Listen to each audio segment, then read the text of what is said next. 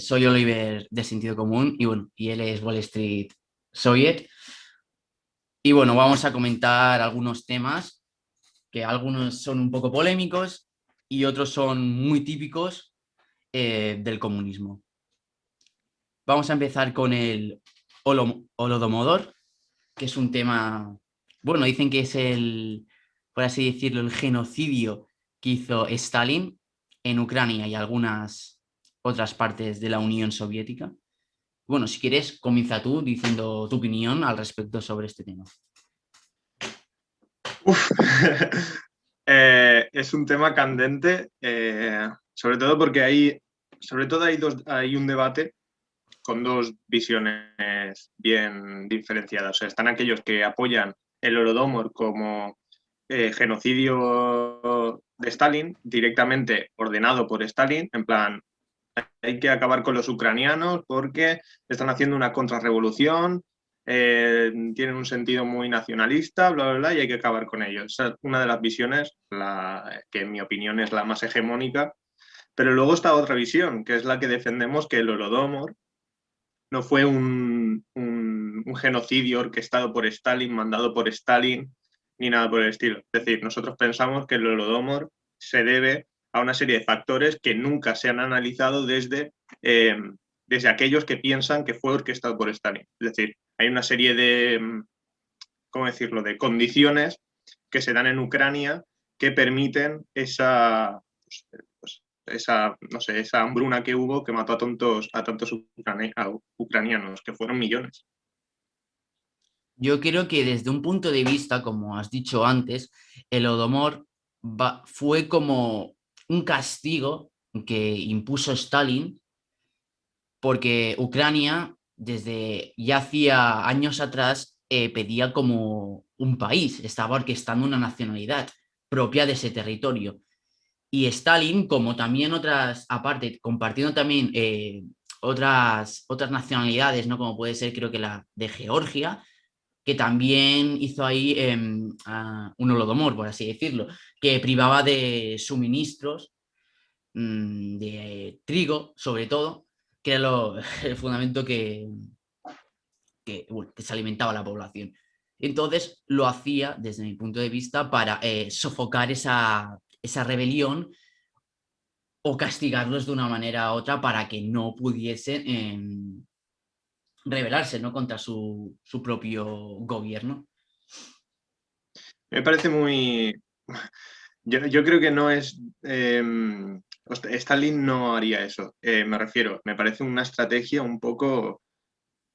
O sea, me parece una basura de estrategia. Quiero decir, le estás dando motivos a la población. En el caso de que tú no quieras que Ucrania se forme como nación, que estaba reconocida como nación, porque era una república más incluso estaba el Partido Comunista de Ucrania, como existía el Partido Comunista de otras repúblicas que existían en la Unión Soviética, sí que estaba reconocida como nación.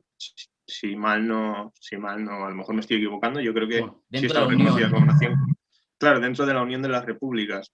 Entonces, a mí me parecería de mal estratega si tú le das a esa población que supuestamente se quieren divorciar, por decirlo de una forma, de las repúblicas, le das una razón más para divorciarse de las repúblicas, como dejarlos sin alimentos. De hecho, el tema de Georgia, la verdad, te soy sincero, no tengo ni idea, me acabo de enterar ahora mismo de ese genocidio georgiano, pero te prometo que trataré de buscar información y de formarme un poco más respecto a eso.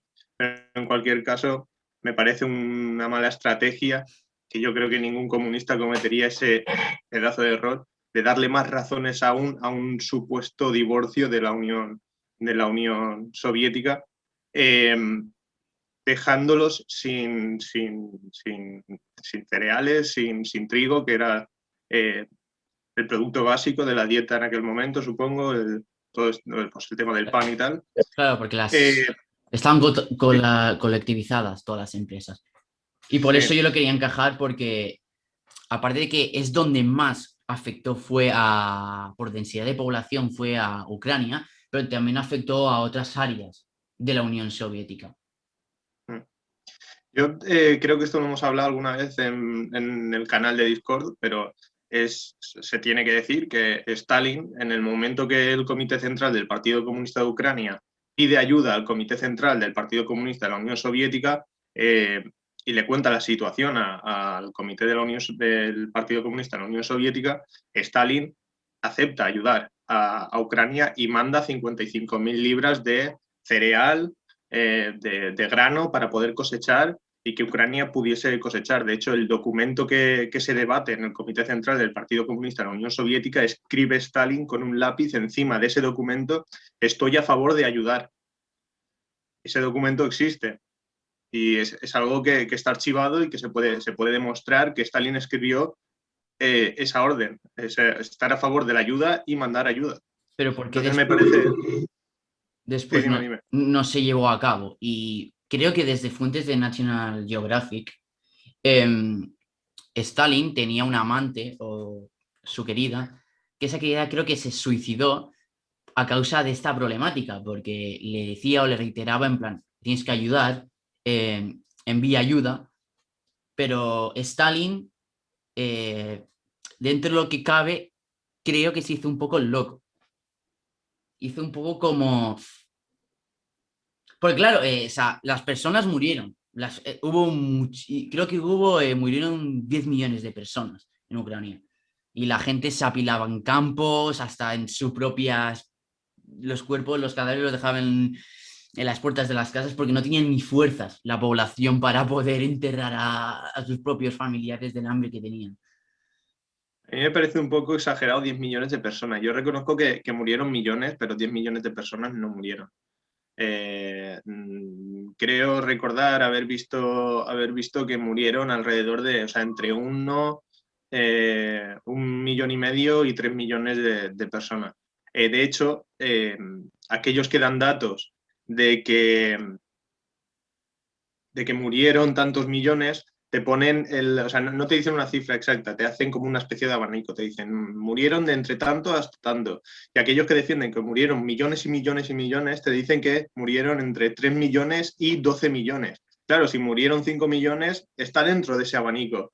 Pero claro, no es lo mismo. O sea, es como muy ambiguo. Me estás diciendo que han muerto entre 3 y 12 millones, pero es una cifra, es un abanico muy, muy grande, muy extenso. Entonces, me parece un poco exagerado. Sí que murieron, evidentemente, porque murieron. Fue una hambruna y murió gente. Murieron millones de personas, pero 10 millones de personas, yo no he visto ese dato, la verdad. Sí que he visto el dato de murieron entre, no sé si dijeron 2 o 3 millones y 12 millones de personas. Claro, me das un abanico tan grande, ¿cuál es? No sabes el dato certero, no sabes decirme cuántos millones exactamente. Pues nosotros sí que tenemos ese dato. ¿Pero de qué fuente? Entonces, pues yo lo leí en un libro de Ludo Martens, pero Ludo Martens en ese libro te pone la fuente. Quiero decir, no es que Ludo Martens se saca ese dato de la chistera. Ludo Martens te pone ese dato y además te dice dónde está, dónde está la fuente en la que él se basó. ¿Y, en qué fuente se basó? ¿En el propio gobierno de la Unión Soviética o algún...? Pues la verdad es que no lo sé porque ese libro lo leí hará, no sé, 3 años o así. Entonces, pero bueno, yo recomiendo que se lo lea a la gente. Se llama otra mirada sobre Stalin, de Ludo Martens, y Ludo Martens lo que hace en ese libro básicamente es refutar un montonazo de mitos que hay sobre Stalin con datos, lo hace con documentos bibliográficos, y yo creo que es un libro que se tenía que leer todo el mundo, sea comunista o no lo sea. Porque yo entiendo que alguien se lea un libro de marxismo, lo que sea, y luego diga, pues no me gusta, yo eso lo entiendo. Pero lo que no puedo entender es que la gente critique el marxismo sin ni siquiera haberlo leído o haberlo estudiado, o saber más o menos cómo funcionan los fundamentos, por ejemplo, que es esencial para entender el marxismo y el desarrollo del socialismo y del comunismo. Claro, porque ahora enlazando lo que estás diciendo, ¿no? Que Lenin creo que escribió un libro, ¿no? Y que aportaba datos de que el sistema económico podía funcionar. Pero ¿tú no crees que actualmente esos datos ya están, por así decirlo, ya pasados? No se pueden aplicar a la economía actual porque ya están pasados esos datos. Son datos fijos, porque todo sufre un cambio Sí, en la economía. sí, entiendo lo que me estás diciendo. El caso es que... Vale, perdona, ¿eh? No pasa nada. entiendo, vale. Entiendo que esto porque me lo dice mucha gente, me dice, es que el comunismo es cosa del pasado y es en plan, más antiguo es el capitalismo que el comunismo, que ni siquiera se ha visto en ningún tipo de sociedad el comunismo como tal, sí que se han visto países socialistas, pero no comunistas. Incluso el socialismo es más moderno que el capitalismo, porque el capitalismo podemos retrotraer, yo qué sé, al principio de la propiedad privada y la aparición de la burguesía, pues no sé, 1800 y algo, incluso hay gente y fuentes que aseguran antes. Y el primer modelo socialista fue a mitad, al primer cuarto del siglo XX. Entonces, es incluso más antiguo el capitalismo que el socialismo. Lo digo porque mucha gente lo relaciona con la ideología del pasado y que ya no representa el futuro y es como que es más moderno incluso que el capitalismo. Pero bueno, sobre lo que dices de las fuentes, hay que tener en cuenta que el caso es que estamos hablando, por ejemplo, del marxismo. Es una pregunta también que me hacen mucho, en plan, la diferencia entre el marxismo y el leninismo. El marxismo, por ejemplo, de Marx y de Engels, se desarrolla en una etapa del capitalismo premonopolista, donde no existía el monopolio y no estaba desarrollado el monopolio como tal. De hecho, Marx hace una predicción muy buena y es que la acumulación de capital cada vez se concentraría en menos manos y así surgiría el monopolio. De hecho, cuando Lenin coge el marxismo y lo adapta a su etapa histórica, la que le toca vivir, es una etapa histórica imperialista, no premonopolista. Es una etapa donde el monopolio ya existe. Es decir, esa predicción de Marx se cumplió. Y Lenin lo vio. Dijo, claro, no es el mismo capitalismo del que habla Marx del que vivimos actualmente. Entonces Lenin desarrolla el marxismo. Por eso nosotros lo llamamos marxismo-leninismo, porque está la base teórica de Marx, pero está el desarrollo de Lenin a las condiciones del capitalismo imperialista, de la fase imperialista. ¿Qué pasa? Que actualmente seguimos viviendo en esa etapa imperialista y ya no hay más etapa, ya no hay más avance del capitalismo.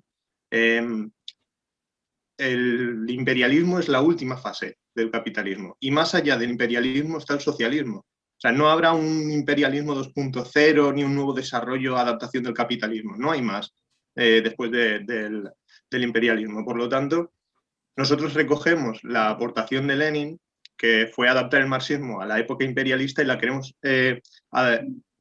traer a los tiempos de hoy porque entendemos que los tiempos de hoy lo que el sistema que existe, la fase en la que estamos es la imperialista, es decir, la misma fase en la que se encontraba Lenin. Sí que es verdad que actualmente pues, ha avanzado la tecnología, etcétera, pero estamos en los mismos. Es decir, en el desarrollo de los monopolios, los desarrollos no, ya existen los monopolios, ya existe lo que decía Lenin de que, y Marx, bueno, Marx no tanto, sino Lenin, de que cada vez esos monopolios serían más grandes y la concentración del capital estaría concentrada en cada vez menos gente.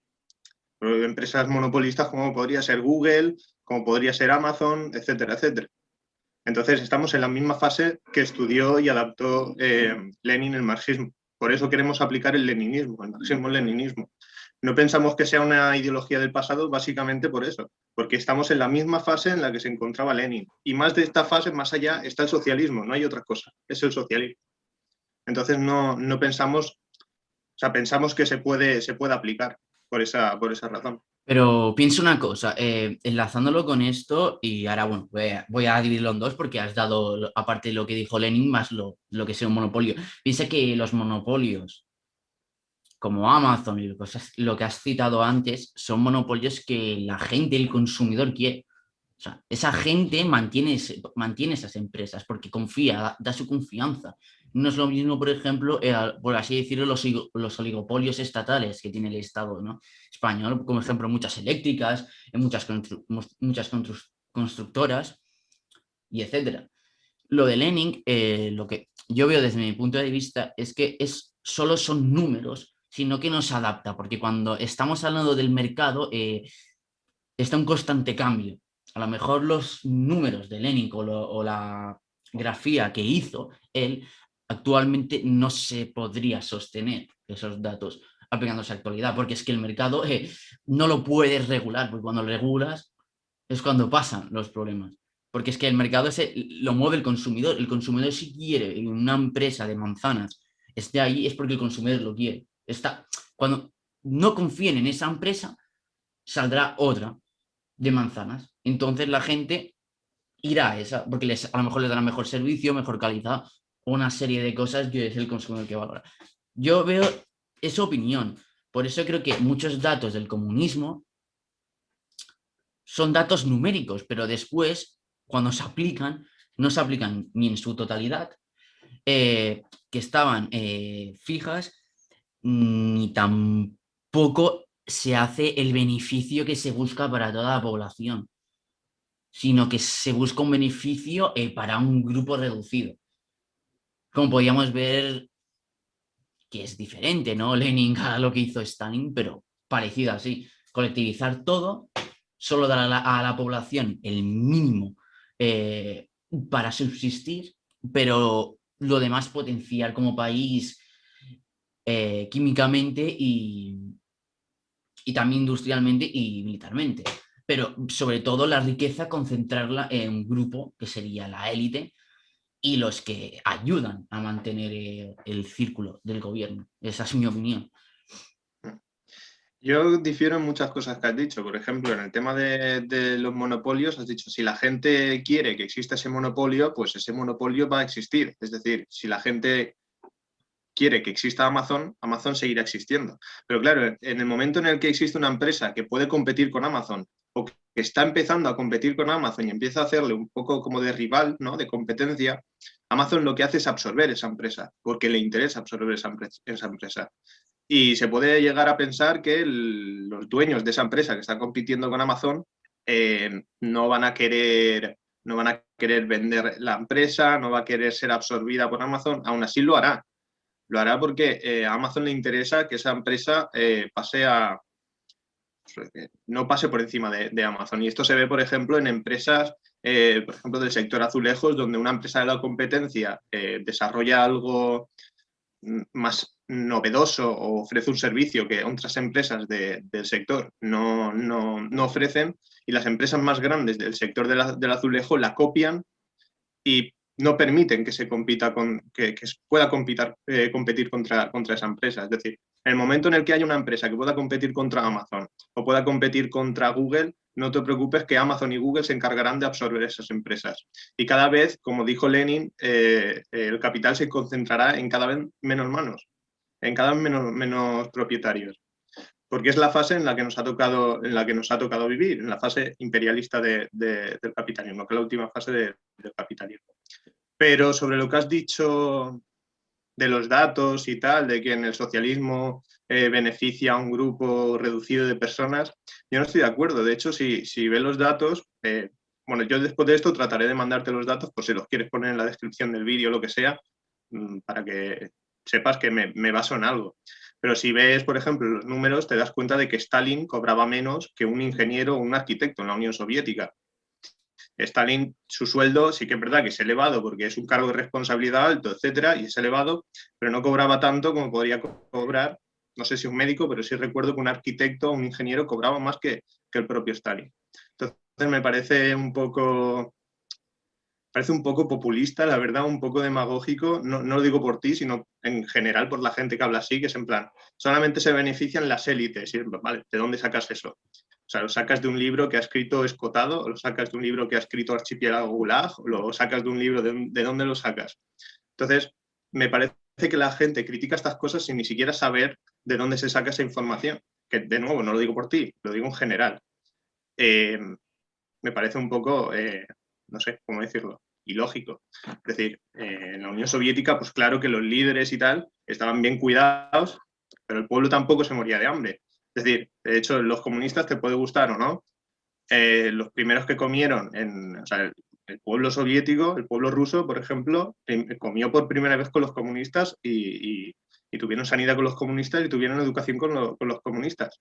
Que esa educación puede ser de calidad o de menos calidad, o esa sanidad puede ser de calidad o de menos calidad, pero yo creo que es innegable que el paso que se dio hacia adelante de un régimen semifeudal como fue el zarista a un régimen económico de producción socialista, yo creo que fue un paso hacia adelante, claramente, porque esto mucha gente lo dice, en plan, es que, claro, existieron los bolcheviques y se fue toda la mierda. En plan, pero tú sabes cómo estaba el pueblo ruso antes de los bolcheviques, que vivían, no sé, creo que era el 70 al 80% del campo y vivían en condiciones de miseria de pues, un régimen semifeudal.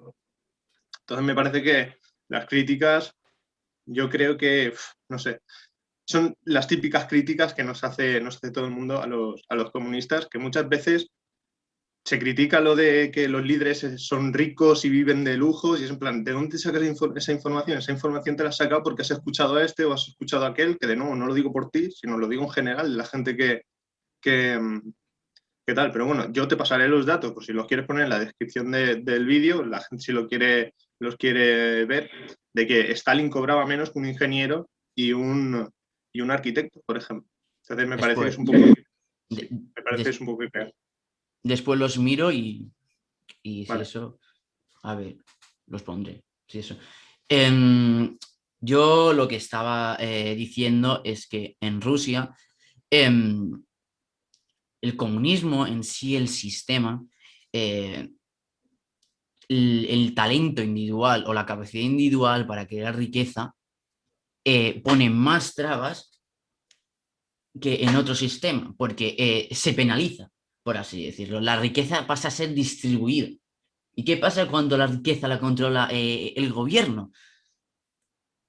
Pues que se pueden cometer abusos y se puede hacer, por así decirlo, un gobierno estatista, donde todo el dinero se usa para X, donde todo el dinero se usa para X. Em, la URSS o la Unión Soviética, em, sus modelos económicos con la población no se podía permitir un coche. No se podía permitir, por así decirlo, unos lujos capitalistas. Solo, Hombre, las, claro. solo eran los afines al régimen o los que sostenían el régimen los que se podían permitir esos caprichos. Si tú a lo mejor desde tu punto de vista ves que una buena vida es comer, trabajar y un piso que te asigna el gobierno, que tú no puedes decidir el piso en donde quieres vivir, te lo asigna y ya está vivienda, etc. Y tú crees que eso es una vida donde que el humano no puede aspirar a más, esas personas ya no pueden aspirar a nada más. Eso ya es subjetiva opinión. Yo creo que desde un punto de vista para un crecimiento personal o un crecimiento como persona, el humano siempre está constantemente buscando, ¿no? Romper barreras, romper metas, quieren algo más, por tener las necesidades más cubridas y porque a lo mejor el régimen es el que a lo mejor el que más se lucra, por así decirlo, el que más caprichos tiene, aunque cobre menos, pero es el que más se beneficia, ¿no? Y es el que tiene más lujos. Es un buen sistema.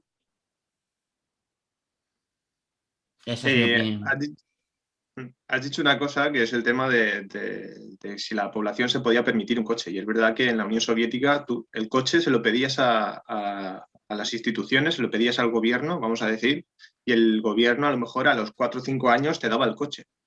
Bueno, te lo daba. Eh, tenías que pagarlo también, supongo. No, no conozco el dato, pero supongo que lo tenías que pagar. Pero bueno, lo pedías y a los 4 o 5 años te lo daba. Pero sí que es verdad que existieron redes públicas de transporte público que fueron muy eficientes.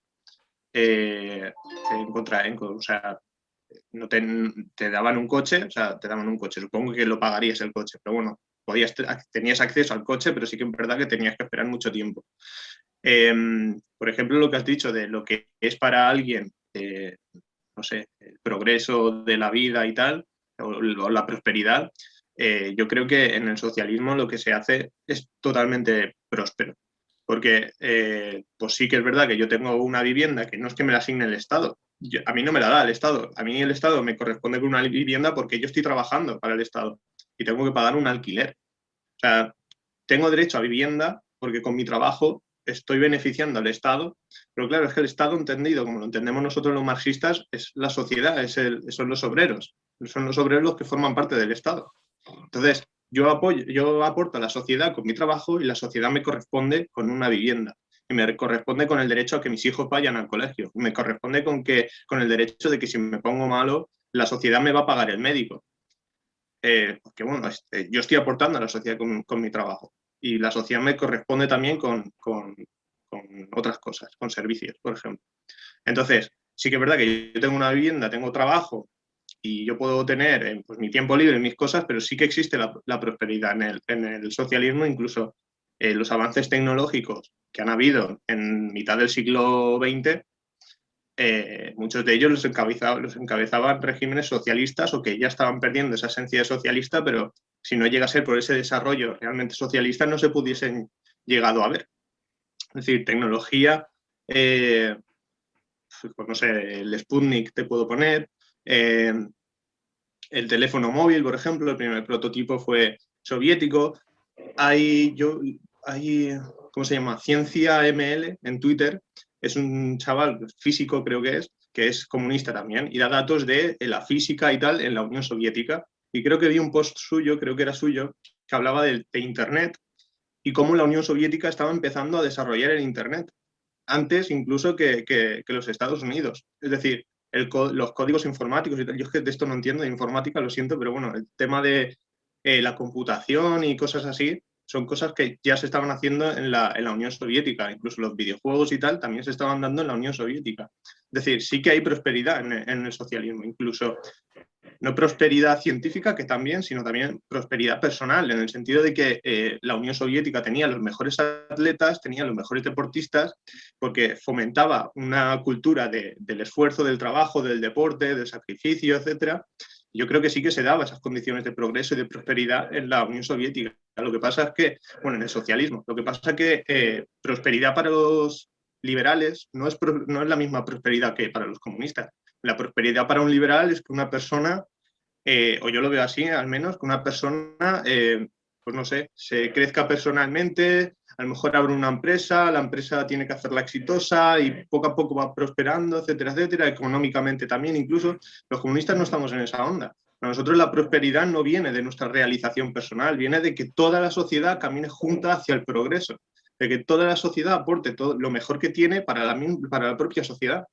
Eso para nosotros es el progreso. Entonces, sí que existe el progreso en el socialismo. Incluso yo diría que hay más progreso en el socialismo que en el capitalismo, en mi opinión. Pero bueno, entiendo lo que decías de que puede ser que sea en plan por opiniones. Mi opinión es esa.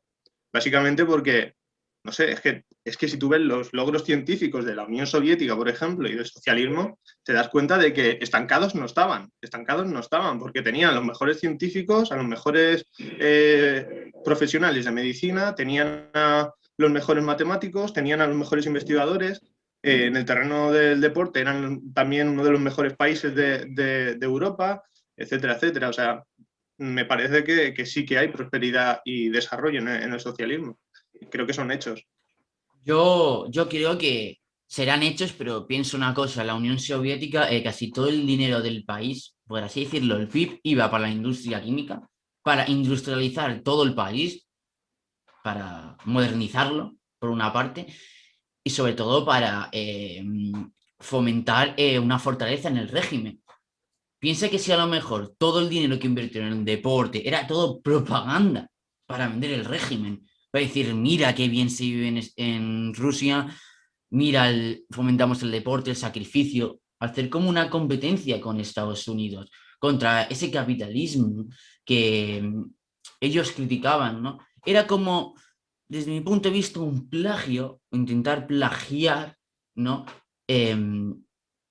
Una imagen al exterior. Pero por dentro, en verdad, a lo mejor la población era vivir para trabajar, tenían algunos servicios básicos, pero no podían prosperar. No, si tú eras, por ejemplo, un hijo de un trabajador, a lo mejor tenías que, a lo mejor ser un trabajador, no podías. Ese crecimiento personal en plan de poder montar una empresa o otra cosa, sino otro crecimiento en plan de alcanzar un sueldo, ¿no? Más alto, porque creo que los sueldos estaban fijados por el Estado, ¿no? Creo que no se podían subir los sueldos, sino que los sueldos eran fijados. Un paleta cobraba un tanto por ciento como cobraban todos. El tema de los sueldos sí que es verdad que sí que habían sueldos fijados por el Estado, pero por ejemplo con Stalin, en el periodo donde gobierna Stalin, se trabajaba también a destajo. Es decir, cuanto tú más trabajases, más ibas a cobrar. Cuanto tú más produjeses, más ibas a cobrar. De hecho, uno de los objetivos, o sea, la Unión Soviética funcionaba por planes quinquenales. Entonces, cada fábrica tenía un objetivo anual, o trimestral, pero tenían objetivos. Entonces, si tú superabas esos objetivos de producción, a ti te pagaban un plus. Es decir, tú si querías conseguir más salario, tenías que conseguir el objetivo de la planificación y ese excedente de más que produces. Y entonces conseguías un plus. Y los pluses eran bastante altos. A lo mejor era el 30% de tu sueldo. Ganabas tu sueldo más el 30% de plus de producción, de haber producido más de lo que estaba establecido. Sí que es verdad, y reconocemos los comunistas, que muchas veces, sobre todo al principio, 1928, 1929, donde ya se acaba con la nueva política económica de Lenin y se entra dentro de la economía planificada, digamos, socialismo puro, vamos a decirlo. Sí que es verdad que el primer periodo se falseaban muchos datos, eso es verdad, y eso lo tenemos que reconocer los comunistas. Los dirigentes de las empresas, los responsables de las empresas, falseaban datos para, de alguna forma, justificar que habían logrado llegar al objetivo establecido por el gobierno de los planes quinquenales. Sí que es verdad y lo reconocemos. Estuvo mal, estuvo mal, pero sí que existía esa falsificación. Luego, con el avance de la industria, etcétera, sí que ya pues se dejó. Supongo que algunas empresas pues, falsificarían sus cosas, supongo, que no lo sé, pero es que decir que en el socialismo todo es pureza y bienestar, etcétera, es una chorrada. En el socialismo, en la Unión Soviética, existieron pobres, existieron gente que vivían chabolas también. Y existía gente que estaba en paro incluso, que dicen, no, en el socialismo cero desempleo. No, amigo, en el socialismo había desempleo también. Lo que pasa que no era un porcentaje tan alto como por ejemplo, podemos estar viviendo aquí en España. Pero sobre todo lo que has dicho muy importante, de que gran parte del dinero era para reindustrializar el país. Claro que era para reindustrializar el país. De hecho, hay un artículo de Juan Ramón Rayo que habla de cómo la Unión Soviética prefirió empezar a producir medios de producción y no tanto bienes de consumo. Y te enseña las estadísticas y tal. Pues claro, porque conforme va creciendo la población, más gente se introduce al trabajo. Entonces tú tienes que producir medios de producción para cubrir esa demanda, esa oferta de mano de obra. Entonces tienes que producir medios de producción también. Y tienes que producir, pues eso, tienes que reindustrializar, tienes que electrificar, que yo creo que la Unión Soviética consiguió, vamos, un logro, vamos, increíble en la electrificación del país, un país que no tenía electricidad corriente como podemos nosotros tener aquí, y en 15 años, me parece, 20 años, electrificó todo el país. Todas pues las primeras repúblicas, las más importantes por decirlo de una forma, las electrificaron. Reindustrializaron un país, vamos, que era semifeudal y en 15, 20 años tenían una potencia industrial. Yo creo que el crecimiento en la Unión Soviética era bestial, básicamente porque contaban con la planificación y contaban con que si hay X mano de obra, vamos a coger esa mano de obra y la vamos a poner a producir. Eso yo creo que es lo mejor que puede tener la planificación económica. Aquí en España, por ejemplo, en el tema este del coronavirus, que al principio no teníamos ni mascarillas, ni EPIs para los profesionales, etcétera, si el gobierno hubiese cogido y esos que están en paro hubiesen dicho, os vamos a poner a producir mascarillas, EPIs, etcétera, para los profesionales de la salud. Yo creo que no nos hubiera hecho tanta falta comprar EPIs a China, comprar EPIs a otros países, sino que nosotros pudiésemos haber planificado por lo menos esa producción de EPIs necesarios para cubrir las necesidades de los profesionales en los hospitales. Como no tenemos un país con planificación económica y la orientación del país y de la economía del país, eso no lo pueden hacer. Entonces, yo Pero creo que piensa una cosa, planificar la economía es un grave error, porque tú la economía no le puedes poner ni una barrera de entrada y una barrera de salida. La economía se regula cuando el consumidor. Si tú pusieses a planificar EPIs y mascarillas, lo que podrías haber creado es crear un excedente innecesario. Se tiene que producir con la oferta y la demanda. Pues el que lo va a pagar. Después con lo de, juntando con los planes quinquenniales, creo que es cierto que había muchos que eran obligaban a muchos trabajadores y también hacían expropiaciones forzosas a la gente que no quería colectivizar sus campos. A lo mejor tenías grandes extensiones, un latifundio, y te obligaba al gobierno, te los expropiaba para el gobierno. Yo creo que esa medida estás atentando con la libertad de ese propietario y también tampoco no puedes obligar a un grupo de personas a trabajar forzosamente por mm, creo que los primeros años de los planes quinquenniales para la población que trabajaba eran a destajo las horas que trabajaban para tenerlos, por así decirlo, muertos de hambre, con un sueldo bajísimo y con condiciones pésimas. O sea, vivir para trabajar para el gobierno es vivir para producir. Es eso. Bueno, sí que es verdad que, o sea, y te reconozco que, es que no sé, para nosotros es muestra de orgullo decir que cogimos a los grandes latifundios y le expropiamos la tierra. Para nosotros es muestra de orgullo. Entonces, a nosotros no nos parece atentar contra la libertad, al contrario, es que nosotros tenemos un concepto de libertad que en los países capitalistas no existe. O sea, para nosotros la libertad es que la sociedad, en toda la sociedad, conozca las leyes de la dialéctica, ya que las leyes de la dialéctica son las leyes que rigen el desarrollo de la sociedad. Entonces, para nosotros la libertad, para empezar, es eso. Si queremos construir la libertad, pasa por entender y conocer esas leyes, porque esas leyes actúan, seamos nosotros ignorantes o no de ellas, esas leyes van a actuar siempre. Entonces, nosotros pensamos que para empezar a construir, para empezar a ser libres, hay que conocer esas leyes, porque cuando conoces esas leyes logras tomarlas de alguna forma y logras usar esas leyes a tu beneficio.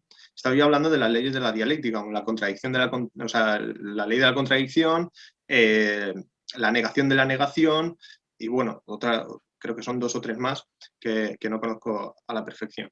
Pero nosotros pensamos que la libertad se empieza construyendo conociendo y haciendo a la sociedad conocedora de esas leyes y tal. Entonces, para nosotros la libertad no es yo elijo mañana me visto de una forma y mañana me visto de la otra, o mañana elijo comer esto o elijo comer lo otro, o mañana decido si trabajar o no trabajar. Para nosotros eso no forma parte de la libertad. Para nosotros la libertad es conocer estas leyes, porque en el momento que conoces estas leyes sabes que la dialéctica materialista te está diciendo de que la sociedad está en constante cambio y lo que hoy es blanco, mañana es negro o viceversa. Es decir, hay un cambio y hay un movimiento. Sí, Entonces, si pero entiendes esas leyes, entiendes que el siguiente paso que debe dar la humanidad es un paso al cambio de modo de producir las mercancías y los productos, los bienes necesarios que necesitamos. Entonces, nosotros creemos que ese es el primer paso hacia construir la libertad. Y bueno, lo de expropiar las tierras, pues, ¿qué quieres que te diga? Para nosotros es signo de orgullo, es que es signo de orgullo. O sea, coger a la tierra que antes concentraba una persona que concentraba hectáreas y hectáreas y coger esa tierra y repartirla entre trabajadores, yo creo que es todo, vamos, yo creo que es súper beneficioso, pero bueno, supongo que esto serán concepciones y concepciones. Mi concepción es esa, es súper beneficioso coger la tierra y dársela a los trabajadores para que la trabajen. yo aquí veo dos puntos de vista porque creo que la libertad es unipersonal, es de un individuo solo y al individuo no se le pueden poner ataduras. El individuo si quiere ir arriba se le tiene que dejar con su capacidad cognitiva y con los recursos que él pueda reunir o él pueda estar capacidad de interpretar, ¿no? Como recursos para llegar a ese objetivo. Yo creo que la economía tiene que ser lo menos regulada por el Estado, porque así evitas abusos estatales y entonces el propio gobierno no se lucra a costa del que contribuye. La tierra en verdad no era de los trabajadores que la trabajaban, yo creo que en verdad era del gobierno que obligaba a los trabajadores a trabajarla, que aparte de esa tierra, sí, los trabajadores la trabajaban, tenían el control de la tierra, sí, pero con una condición, tenían que dar un tanto por ciento, una gran tanto por ciento de esa producción al gobierno. Si no daban ese tanto por ciento de producción al gobierno, se les penalizaba con castigos o con pagar un importe de dinero. Pero no era 100% de los trabajadores, no era el 100% de los trabajadores de que podían tener esa parcela o esas grandes extensiones y toda la producción era para ellos, para la misma ciudad. No, no era así. La gran parte de la producción que producían era toda para el gobierno. Y se iba redistribuyendo por lo que sería bueno, la Unión Soviética, que también seguramente había veces sitios que no llegaba toda la que tendría que llegar, porque como lo regula el Estado, no saben calcular bien la demanda que tienen, porque la demanda es el propio consumidor. Y una Es empresa muy, privada creo yo que hace mejor el trabajo que un gobierno. Porque si tiene pérdidas una empresa privada, la empresa privada es la que se hunde, no el gobierno, no todos. Y yo creo que es eso. eh, muy importante una cosa que has dicho, que es el consumidor el que, bueno, es el mercado, ¿no? En definitiva, lo que pues, reduce si algo es rentable, no rentable, etcétera. Que bueno, que tiene que ver el consumidor, porque si el consumidor no consume, no hay mercado. Pero en el socialismo existía el mercado. No era un mercado libre, como podríamos hablar de, no Pero sé, muy reducido. Suiza, supongo. Era muy reducido porque entraba en juego la ley del valor. La ley del valor en el capitalismo lo controla todo. O sea, en el capitalismo lo que impera es la ley del valor. En el socialismo esa ley del valor actúa, pero actúa de una forma muy limitada, porque los medios de producción son propiedad estatal o propiedad de las cooperativas. Entonces la ley del valor no influye tanto en la orientación de la economía en el país. Sí que tiene su importancia, pero no es así. O sea, no es así. Me vengo a referir que no impera Claro, como en el capitalismo. claro, el valor era Pero reducido. sí, Bueno, perdona, termino y existía el mercado en tanto en cuanto tú con tu dinero que ganabas trabajando en tu trabajo te ibas a una tienda y comprabas lo que te daba la gana. Si comprabas tomates o comprabas piña o te comprabas una cámara o te comprabas lo que te diera la gana, pero te lo comprabas. Entonces sí que existía el mercado y existían datos de mercado que informaban no sé, a los directores de la economía lo que la gente estaba consumiendo, lo que la gente le gustaba más, le gustaba menos. Y eso existía en la Unión Soviética. Esos datos existían porque existía el mercado. Pero bueno, de nuevo, no es el mismo mercado el que existe en un país socialista que el mercado que existe en un país capitalista, no es el mismo. Pero sí existía ese mercado. yo opino que, y voy a decir dos cosas, es que yo opino que, claro, el mercado sí que existía, pero era reducido. La gente, claro, y solo podía optar para tener sus necesidades más básicas, claro, no podía optar por una cámara. Porque lo que cobraba no era, su mente no concebía una cámara como un valor. Era, Bueno, tengo que sobrevivir, tengo que comer y vivir, o sea, subsistir, por así decirlo. Y claro, lo que más, a lo mejor, lo que más valor tenía era la comida y eh, por así decirlo, las primeras necesidades que compartía todo el pueblo ruso, ¿no? O dentro de los países que estaban en la Unión Soviética. Lo segundo eh, es que si fue un sistema político tan bueno, ¿por qué al final se acabó haciendo la transición? Si la gente le hubiera encantado esto, como por así decirlo, tan igualitario, tan idílico, por una parte, ¿no? Porque claro que todo tiene fallos, ¿sabes? Pero la gente hubiera seguido con ¿no? Con la Unión Soviética, con ese régimen, pero hubo un cambio, porque a lo mejor la gente no tenía ni tantas libertades y estaba sometida al gobierno, porque si tú, los opositores de que le hacían campañas contra el régimen o querían opositar, se les perseguía y se les enviaba a gulags. No era un régimen 100% con libertades. No, la gente vivía acatando una serie de normas que se imponían desde el gobierno. Se tenía que entregar ese 100% de trigo, se tenían que entregar. Y ahora, enlazándolo con lo del Holodomor en Ucrania, cuando antes había el sistema, por así decirlo, feudal, pero que el empresario tenía las tierras, se recaudó más grano que el de que se recaudó con el régimen implantado de los planes quinquenales. Porque a lo mejor la motivación del propio empresario o del pueblo incentivaba más al trabajo que no obligar a una persona a trabajar forzosamente en una empresa, bueno, en una cooperativa, si no, no podías optar, tenías que comer, tenías que hacerlo sí o sí, Si no, el gobierno no te buscaba otra ocupación, pero es una obligación. Yo creo que ese es mi punto de vista. Sí, es verdad que en el socialismo el trabajo era una obligación y estabas obligado a trabajar en tanto en cuanto tú querías usar servicios como la educación para tus hijos, o para ti, o la sanidad, o las pensiones cuando cumplieses ya la edad de jubilación, y eso lo paga, lo paga el Estado, lo pagan todos los trabajadores. Entonces, tu obligación era trabajar y aportar a la sociedad. Y conforme tú aportas a la sociedad te reportaba te reportaba a ti con servicios, con bueno, pues educación, sanidad, la jubilación, etcétera, etcétera. Entonces, la obligación era, o sea, el trabajo, perdón, era una obligación en la Unión Soviética. De hecho, en su constitución, en todas y cada una de ellas, yo creo que en todas, eh, ponía que el trabajo era una obligación y una causa de honor de cada ciudadano soviético. Porque si tú consumías recursos de la sociedad, tenías que aportar a la sociedad de alguna forma, y era trabajando. Y de hecho, uno de sus lemas era, si no trabajas, no comes. Porque tú tenías, si la sociedad te aportaba a ti con productos sociales producidos por la sociedad, tú tenías que aportar a la sociedad también, con tu trabajo. Tú tenías también que aportar con productos sociales. Por productos sociales me refiero a pues, bienes de consumo, básicamente, a comida, pues no sé, televisores, coches, lo que sea.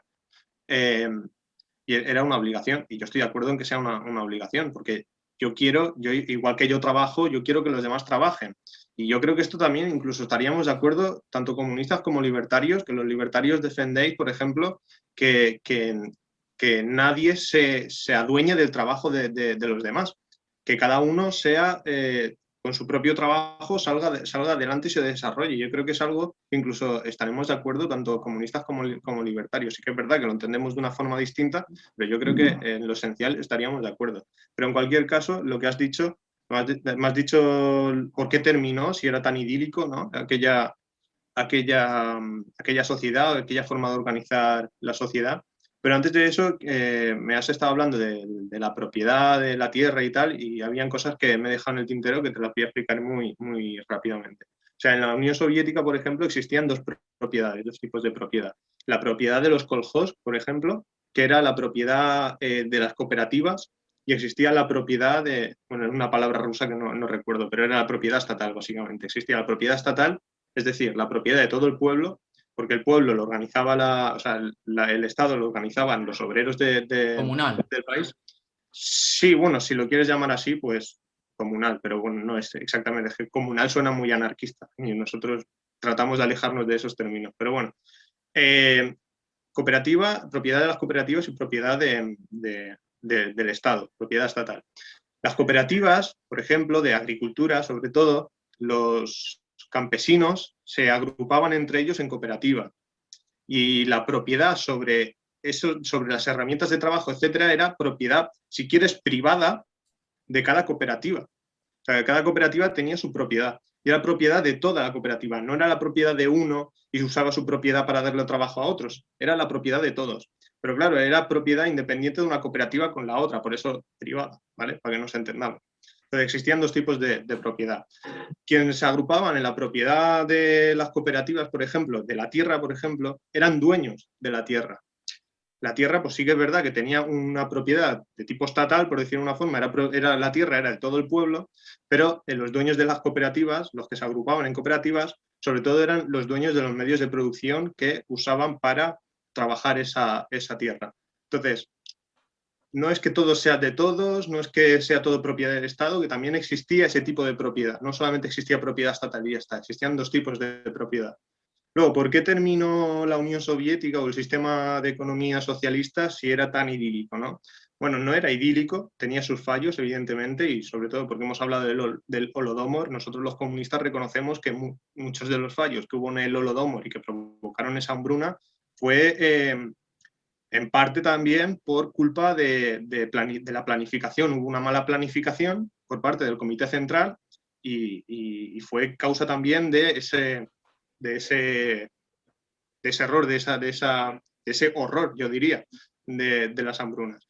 Entonces, sí que habían fallos, habían cosas que se tenían que matizar, etcétera, y no era idílico. Existía la pobreza, existían trabajadores que vivían en chabolas, existía gente que no podía tirar hacia adelante y que necesitaba, pues yo qué sé, montarse una chabola de madera en mitad de la montaña, por ejemplo. Pero sí que era, si ves los datos, yo considero que era muchísimo mejor que la propiedad privada sobre los medios de producción y el capitalismo. Pero en cualquier caso, ¿por qué terminó si era tan guay? ¿No? Terminó porque, de hecho, si estudias los documentos del Partido Comunista en la Unión Soviética, porque era el Partido Comunista quien elaboraba los planes, ¿cómo decirlo?, la orientación económica del país, es decir, es el Partido Comunista el que dirige a la sociedad hacia aquel modelo de producción, o sea, hacia aquel sistema que nosotros queremos construir, que es el comunista. O sea, el partido es el que guía a los trabajadores. Entonces, desde el partido se hacían pues la línea económica que se iba a seguir durante 5 años en la Unión Soviética, por ejemplo, en la Unión Soviética, no, perdón, en el socialismo. Entonces, ¿por qué fracasó la Unión Soviética, el socialismo en la Unión Soviética? Porque en 1956, después de la muerte de Stalin, que Stalin muere en el 53, se crea un congreso dentro del Partido Comunista en 1956, que es el 20 Congreso del Partido Comunista, donde, si te lees los documentos del Partido Comunista de ese congreso, te das cuenta de que esos camarillas que entran a sustituir a Stalin y a su equipo de gobierno, para que nos entendamos, cambian la orientación de la economía y pasa de ser una economía socialista a ser una economía de capitalismo de Estado. Es decir, en ese proceso se implantan las medidas, las condiciones generales, las condiciones materiales, disculpa, para volver al capitalismo. O sea, la Unión Soviética no fracasó porque estaba destinada al fracaso, sino que fracasa porque hay gente que con la intención de que fracase. Y eso te das cuenta cuando lees los documentos del 20 Congreso del Partido Comunista y los comparas con los documentos de los congresos anteriores. ¿Qué pasa? Que mucha gente esto no lo lee. Entonces, claro, ve que antes existía el socialismo y que ahora no existe y dice, pues eso es porque ha fracasado y ya está. Y se queda en eso, pero es que las cosas hay que leerlas. Hay que leer los documentos de ese congreso, hay que comprarlos con los documentos de los congresos anteriores y hay que darse cuenta, porque cuando lo lees te das cuenta de que la economía socialista en la Unión Soviética se estanca porque se generan las condiciones para que se estanque. Es decir, es un fracaso intencionado. No es un fracaso natural del sistema socialista, de que está abocado al fracaso, es su naturaleza. La naturaleza del socialismo es el fracaso, ¿no? Se demuestra en esos papeles, en esos documentos y los documentos posteriores que la Unión Soviética se estanca por eso, porque es intencional el estancamiento del socialismo en la Unión Soviética. Yo lo que, bueno, volviendo al tema de la libertad y del trabajador que habéis dicho mucho al principio, yo creo que para una total libertad no puedes, si alguien no quiere trabajar, que no trabaje. Él ya sabrá dentro del sistema capitalista que no encontrará trabajo, que no comerá y que no podrá subsistir. Después, enlazándolo con el tema que acabas de decir ahora, que falló el sistema porque fue la propia gente del Partido Comunista que lo quería cambiar. Yo creo que a la población en sí no le daban herramientas para decir, no me gusta este plan de 5 años y a lo mejor tampoco me gusta el que vas a planear el dentro de otros 5 años más. La población tenía que acatarlo sí o sí. Yo creo que la única forma, la única fuente que se sostenía Rusia era porque potenciaba la industria. Pero era la única forma, yo creo que es el pilar del país. Porque creo que, no sé si, creo que lo que único que comerciaba con el exterior era el crudo, creo, y el gas. Porque con lo otro sí que era una economía de un mercado muy cerrado. Y aparte también que es que yo creo que es que a la población no le dejaban decidir. Solo podían votar al mismo partido. Si el mismo partido no quería cambiar sus políticas, la gente que podía hacer. O sea, las tenía que acatar, no podía, porque no había oposición tampoco. No había otro partido que pudiera salir y decir, no, queremos un cambio, no. Hasta la muerte de Stalin, eh, y lo que has dicho tú antes, el Congreso, ¿no? que se hizo, ¿no? Para reestructurar, ¿no? Un poco la política y un líder. Yo entiendo, o sea, claro, que Depende un poco también de cómo la percepción y la perspectiva de cada cual, pero en la Unión Soviética, por ejemplo, tú no elegías al partido que iba a gobernar porque era un sistema político de partido único. Entonces solamente existía el Partido Comunista. En China, por ejemplo, también está ese modelo. Partido único es el Partido Comunista Chino, incluso en Cuba y Corea del Norte, que es el Partido Comunista, o sea, perdón, el sistema político de partido único lo que rige en ese tipo de sociedades. Entonces tú no, en las elecciones no votabas al partido. O sea, ¿a qué partido quería gobernar? Porque solamente había un partido, era el Partido Comunista de la Unión Soviética.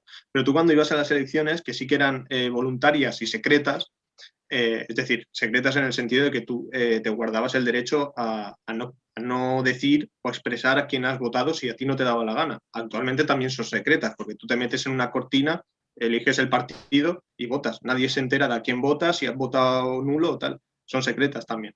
Entonces, no votabas al partido o el partido que iba a gobernar, pero sí votabas a los candidatos que iban a formar parte del soviet.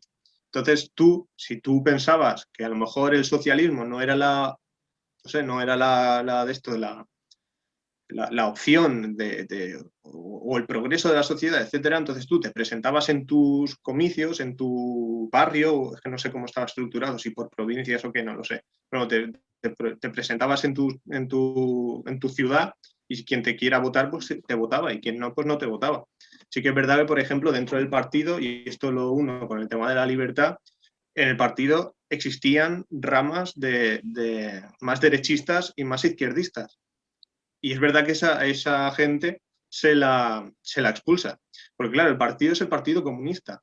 Si el Partido Comunista hubiese llegado a tener dentro de sus filas a gente liberal, a ideólogos liberales, no sería el Partido Comunista. Sería otro partido muy extraño, pero comunista no sería. Entonces, dentro del partido sí que existían tendencias derechistas y tendencias izquierdistas. De hecho, Stalin en sus obras habla de su lucha contra estas tendencias más derechistas o estas tendencias más izquierdistas dentro del Partido Comunista. Es decir, sí existía la libertad de que cada uno pensase como quisiese, en tanto en cuanto dentro del partido existía gente que no estaba de acuerdo con los planes, pues supongo que orientaciones y cosas o medidas que habían dentro de los planes quinquenales o decisiones que se tomaban tanto fuera como dentro del partido. Esa gente sí existía. ¿Qué pasa? Que esa gente se la echó porque el partido es el Partido Comunista. Y tú, si estás dentro del Partido Comunista es porque eres comunista. Y si no eres comunista, no tiene sentido que estés dentro del Partido Comunista. Por lo tanto, te echaban. Es normal y es lo que haría cualquier partido. Si tú te vas ahora a un partido y no cumples con lo que está reflejado en sus estatutos, el partido te echa. Es evidente. Pero yo si soy comunista, ¿qué pinto, por ejemplo, no sé, en el Partido Libertario, por ejemplo? ¿O qué puede pintar un militante del Partido Libertario en el Partido Comunista? No pinta nada. Entonces esa gente se le echa, evidentemente. Por eso muchas veces se hablan de las purgas de Stalin. Las purgas de Stalin sobre todo fue porque gente que estaba dentro del partido iba en contra del partido. En plan, a esa gente, ¿por qué hay que tenerla en el partido? No, por defender la libertad. No, defender la libertad no. Si tú no eres comunista, ¿qué haces en el Partido Comunista? Pues evidentemente te echaban. Y sobre todo el tema de Trotsky, por ejemplo, que también fue pues uno de los mayores disidentes que iban en contra de Stalin y Exiliado en solamente, México. efectivamente, no solamente Trotsky, sino más gente afín a Trotsky. Esa gente se le avisó muchísimas veces de que no podía estar dentro del partido si tenía esas ideas. Y esa gente constantemente rectificaba, decía algo o hacía algo y se le decía, oye, que no puedes hacer esto porque estás en el partido y el partido funciona de esta forma. Y decían, bueno, vale, pues disculpen. Y al tiempo volvían a liarla y se les volvía a decir, oye, por favor, no hagáis esto porque esto es el Partido Comunista y esto va así. Vale, disculpen. Y lo volvían a hacer. ¿Qué pasa? Que al fin incluso hicieron atentados terroristas contra civiles y contra el propio Estado, pues esa gente evidentemente se la coge y se la lleva a otro sitio. Es Hombre, decir, si tú llevarlas te dedicas, a- si tú te dedicas a atentar contra la población civil y a atentar contra miembros del partido, etcétera, pues evidentemente se te va a coger, se te va a arrestar y se te va a meter en la cárcel o en el gulag o se te va a exiliar, evidentemente. Es algo que se haría incluso aquí. Si yo soy un diputado y me dedico a poner bombas en los coches, a mí me van a meter en la cárcel. Claro que me van a meter en la cárcel, porque eso es terrorismo. Y me van a meter en la cárcel. Entonces, es lo que pasaba allí. Hay que entender también que el tema del Estado, por ejemplo, en el capitalismo, el Estado está controlado bueno, nosotros pensamos que está controlado por los capitalistas. Entonces los capitalistas usan el poder del Estado para defender sus intereses. El socialismo no pasa o sea, pasa igual. O sea, en el socialismo el Estado está dirigido y está ostentado por los obreros, y los obreros defienden sus intereses con el poder del Estado. Entonces, quien va en contra de los intereses de los obreros en el socialismo, pues se le reprime y se le mete en la cárcel y se le exilia si hace falta. ¿Qué pasa? Que, claro, hablar de que no, es que se le ha exiliado por, no sé, porque piensa contrario al régimen, pues eso es muy sensacionalista, la verdad. Pero bueno, yo creo que es algo incluso natural. Si tú atentas contra el Estado te reprime, tanto en el capitalismo como en el socialismo. Yo con esto opino dos cosas. Yo opino que, a ver, eh, ganó gran parte, todos los seguidores que tenía, en plan, Stalin los ganó gracias a Lenin. Lenin era el que ganó toda esa masa de población. Era el gran orador que se llevó a toda esa masa de población, hizo el cambio. Stalin y Trotsky eran los dos, por así decirlo, sus eh, vicepresidentes del partido. Pero en vez de Lenin, con la muerte de Lenin, que no se sabe 100% qué pasó, dicen que fue un derrame. Hay gente, eso ya son teorías conspiranoicas, que se lo cargaron por intereses. Eso es lo que estoy diciendo, no estoy afirmando nada. Yo estoy basándome en lo oficial. Murió por un derrame cerebral. Nos basamos en eso. Después, Stalin hizo una purga del poder para el ascenso de su poder en el propio partido. Trotsky, al final se hizo una división, los trotskistas y creo que los stalinistas, que son diferentes ramas, y estos son diferentes ramas de entender el comunismo y su aplicación. Eh, Stalin no los llevaba solo a la cárcel y en Gulag a trabajar, no, muchos los torturaba y los mataba. Les metía un disparo y no.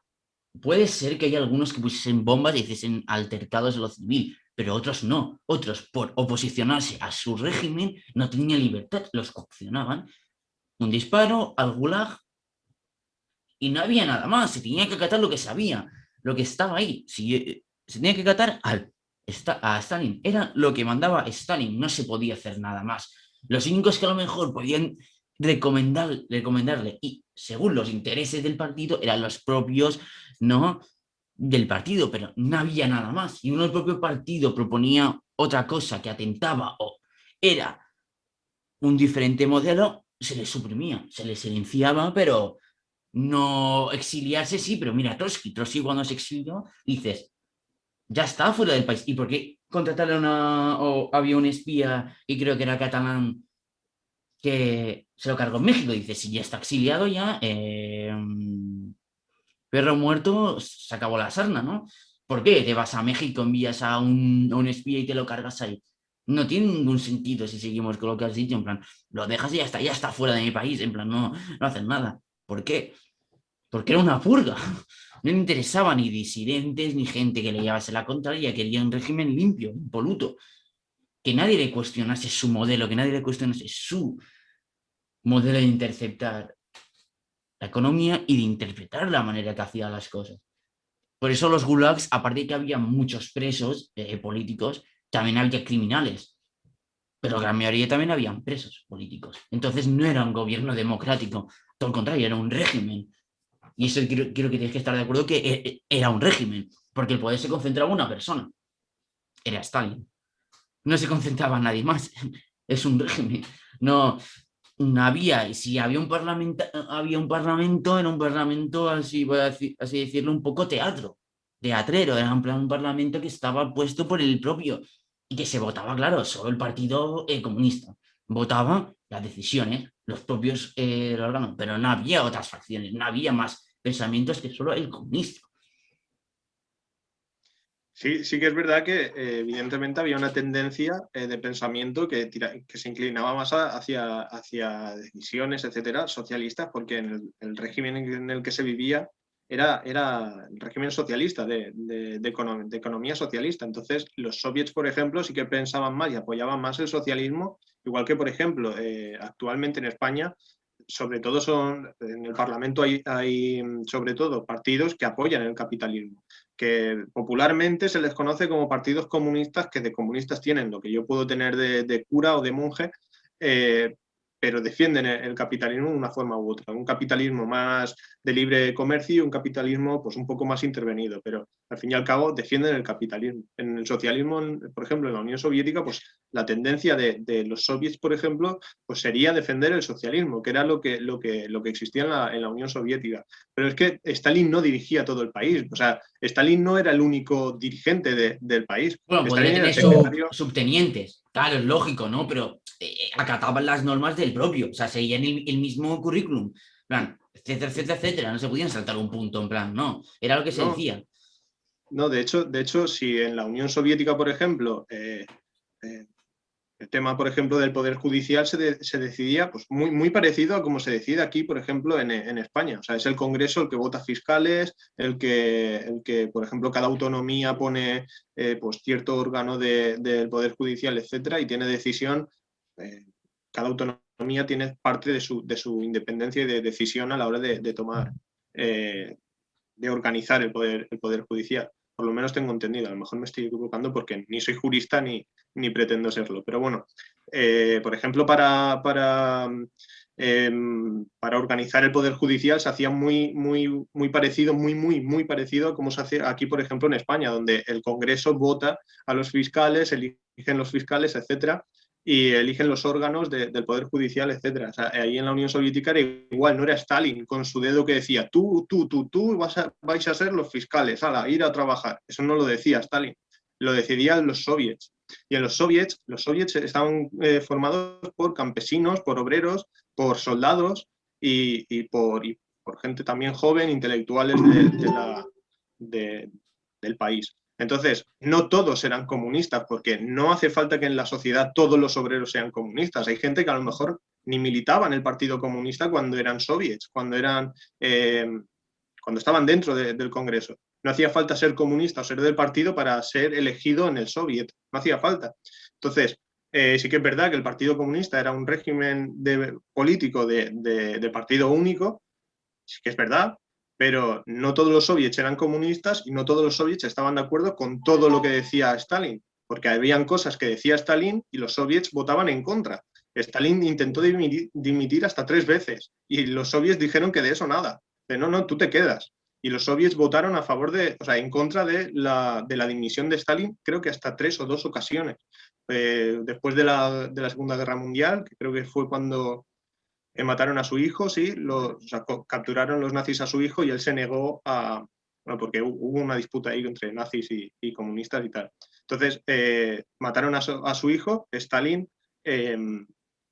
propuso su dimisión diciendo que ya no se podía hacer cargo, que no estaba en condiciones de hacerse cargo y los soviets dijeron, no, tú te quedas ahí, que te necesitamos a ti para dirigir la Unión Soviética. Y los soviets votaron en contra de la dimisión de Stalin y hasta en 2 o 3 ocasiones Stalin propuso su dimisión y los soviets dijeron que no. Entonces, no Stalin ordenaba y los soviets hacían. Los soviets, pues cada persona individual de los soviets tenía su forma de ver las cosas. Sí que tendían a defender el socialismo como aquí en el Congreso se tiende a defender el capitalismo. Pero bueno, volviendo a lo de Trotsky, sí que es verdad que se le asesina, que bueno, es obvio que Ramón Mercader fue el catalán del Partido Comunista de España, era, no lo sé, o del Partido No, creo Comunista. que se exilió y fue a parar ahí y trabajó en el servicio de inteligencia ruso. Y de ahí ya creo que gracias a esto consiguió la nacionalidad. Pero sí, Sí. sí. Pues bueno, no conozco la historia de Ramón Mercader al completo, pero el caso es que sí que se fue y se le mató a Trotsky, se lo quitaron en medio, pero también porque Trotsky desde México apoyaba y mandaba cartas, en fin, apoyaba y fomentaba dentro de la Unión Soviética seguir atentando contra el Estado. Incluso había cartas de Trotsky hablando con dirigentes que vivían en la Unión Soviética diciendo que había que apoyar a los nazis y que había que apoyar al ejército japonés.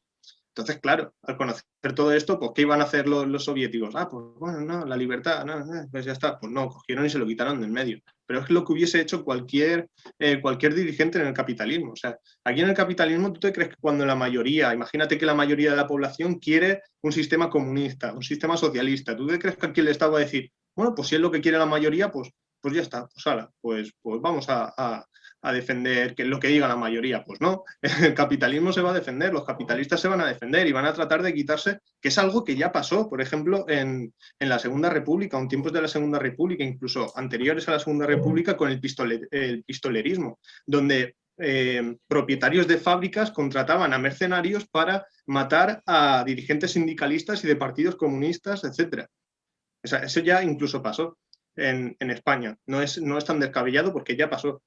Entonces, pues claro que se reprime. Un Estado reprime a aquellos que van en contra del Estado, ya sea capitalista o socialista. Pero eso no es democrático. O sea, actualmente, por ejemplo, si ahora nos vemos así, podemos decir, bueno, a lo de los presos políticos de Cataluña, para Puigdemont seguramente, si eso hubiese pasado en Rusia, seguro que Puigdemont también fomenta, ¿no? El independentismo, se hubiera encargado el Estado español, hubiera enviado a alguien y ya está. Yo creo que en un país democrático no se hace eso, porque no puedes atentar hasta por ejemplo, un mismo terrorista, no es forma de matarlo, sino juzgarlo y hacerle cometer una pena, pero no matarlo, no matarlo. Que si ahora nos Es que, podemos a lo mejor el sistema de, por ejemplo, en Estados Unidos, ¿no? Que los matan, ¿no? Se han hecho un crimen bastante, pero eso ya son otros sistemas, pero son penales, pero no es hacer un asesinato sin previo aviso, sin juzgarlo, no. Hay que juzgar a esa persona.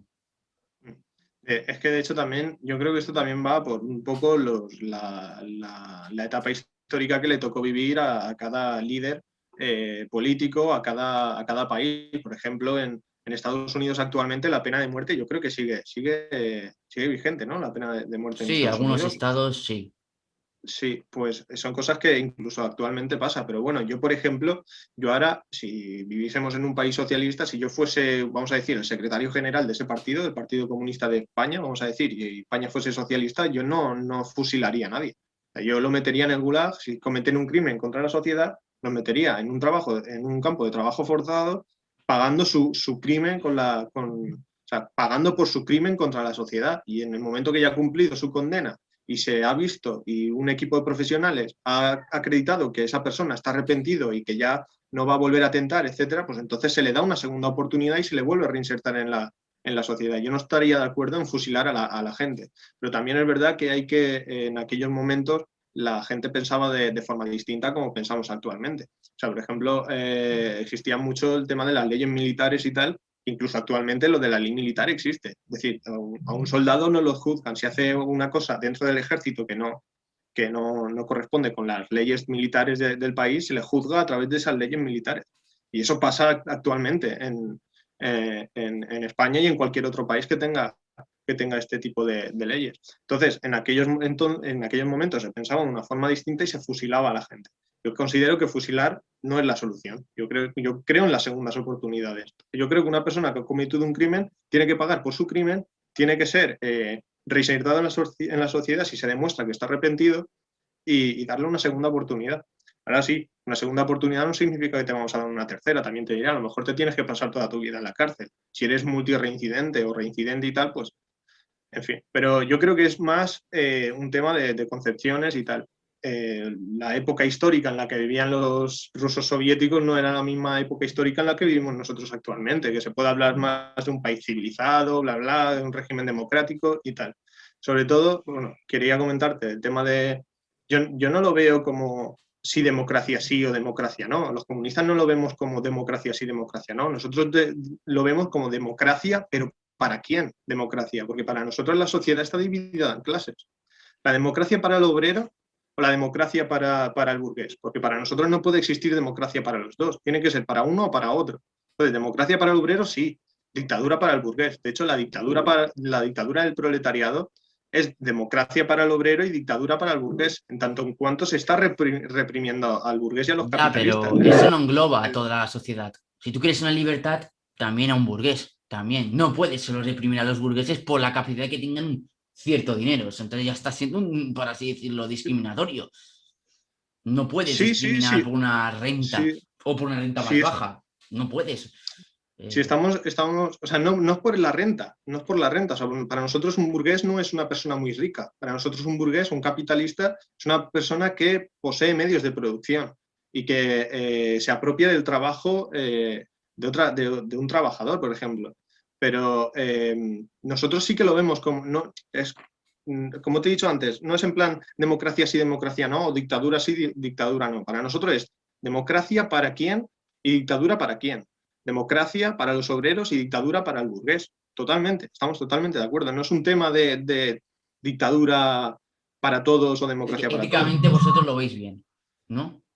Éticamente nosotros lo vemos bien. O sea, yo, por ejemplo, propondría que una persona que tiene hectáreas de tierra, de decirle, mira, esto va a ser de los trabajadores, y tú tienes la decisión de proletarizarte y quedarte a trabajar la tierra como cualquier otro trabajador, o tienes la opción de pirarte de aquí. Y eso es lo que yo propondría. Obviamente, esa persona que es propietaria de la tierra va a decir, una mierda, esta tierra es mía porque la he pagado yo, porque la he heredado yo, lo que sea, y esta tierra es mía. Y antes de dársela a ti, de dártela a ti o a los trabajadores, cojo y lo quemo todo, que es lo que pasó, por ejemplo, en Ucrania con el Holodomor, que los kulaks, no gulag, kulaks, se dedicaron a matar el ganado, quemar la tierra, por eso, porque no, se oponían a la colectivización y decían, antes de entregar la tierra, lo quemo todo. Y cogían y lo quemaban todo. Y uno de los motivos de la hambruna, aparte de la meteorología y tal, y de los fallos de planificación, también era por eso, porque los kulaks se dedicaban a quemar la tierra, a echarle sal a la tierra y a matar el ganado y acabar pues, con todo lo cosechable posible. De hecho, hay datos de que las cosechas después de los kulaks eran inferiores a antes de los kulaks. Entonces, también fue un motivo, por ejemplo, para la hambruna en Ucrania. Pero bueno, es normal que un terrateniente diga, prefiero quemarlo todo antes que dárselo al Estado. Es normal, nosotros contamos con ello. Por eso nosotros pensamos que no hay que, o sea, que hay que expropiar la tierra y ya está. O sea, no, porque evidentemente el interés del kulak, el interés del terrateniente es conservar la tierra y la propiedad sobre la tierra. Por eso nosotros pensamos que hay que expropiar. Sí, es algo que para nosotros es ético. Bueno, pues muchas gracias, de Wall Street Soviet, y bueno, ya hasta la próxima, ¿no? Bueno, sí, gracias por invitarme y nada, decir y hago un poco de propaganda también, que la gente se meta en el canal de Discord de Sentido Común, que hay debatillos y tal, y yo también de vez en cuando me paso por ahí para debatir, está muy guay. Así que nada. Muchas gracias.